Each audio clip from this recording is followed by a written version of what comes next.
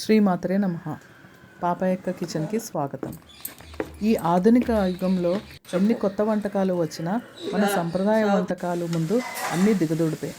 ముఖ్యంగా మన అమ్మలు, అమ్మమ్మలు, నానమ్మలు చేసే వంటల్లో ఉండే ఆ కమ్మదనం ఎక్కడా దొరకదు. అప్పట్లో వారు చేసే వంటలు కేవలం రుచికరంగానే కాదు, ఆరోగ్యానికి కూడా ఎంతో మేలు చేసేలా ఉండేవి. ఇలాంటి పురాతనమైన పోషకభరితమైన వంటకాలలో కొబ్బరి బూరెలు ఒకటి. ఇప్పుడు మనం ఈ రుచికరమైన కొబ్బరి బూరెలను ఎలా తయారు చేసుకోవాలో చూద్దామా? ఒక మందపాటి గిన్నెని తీసుకొని అడుగు కొంచెం మందంగా ఉండాలి.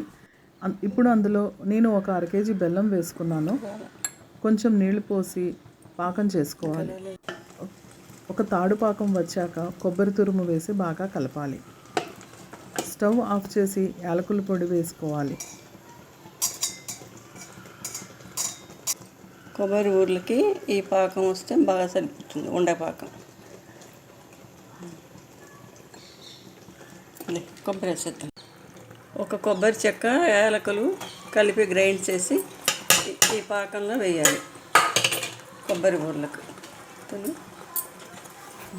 నేను దీనికంటే ముందు ఒక ఇంపార్టెంట్ అయింది చెప్పాలి. అది వీడియో తీసాను కానీ పోయింది. Sorry friends.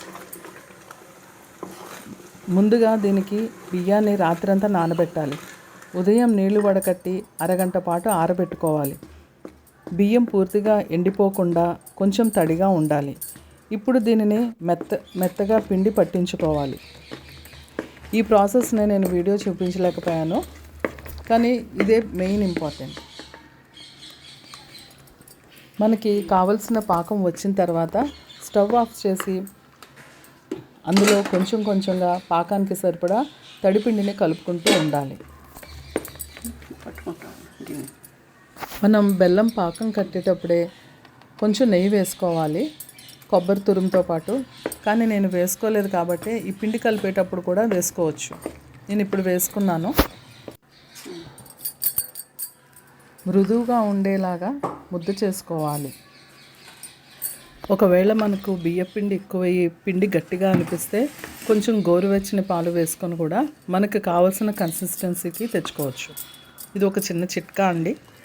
ఇలా సాగుతుంటే మరి కొంచెం పిండి పడుతుందని ఇంకొంచెం వేసుకోవాలి. గుప్పెడు పడుతుంటే ఇంకొంచెం పిండి పడుతుందని అర్థం. కొంచెం వేసుకుంటే కరెక్ట్గా సరిపోతుంది.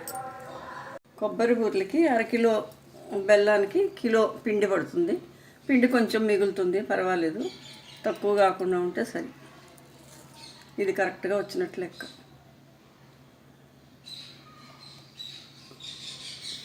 ఈ బూరెలు మా అమ్మ చేస్తున్నప్పుడు వీడియో తీశానండి. మా అమ్మ చాలా బాగా చేస్తుంది. మా ఇంట్లో అందరికీ చాలా ఇష్టంగా తింటాం మేము.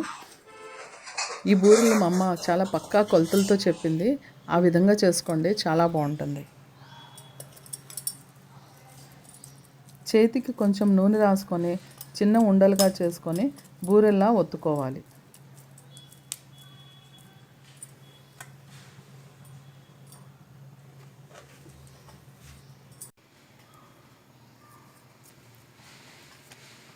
మరీ పలుచగా చేయకు, మరీ మంతంగా చేయకు పాపే.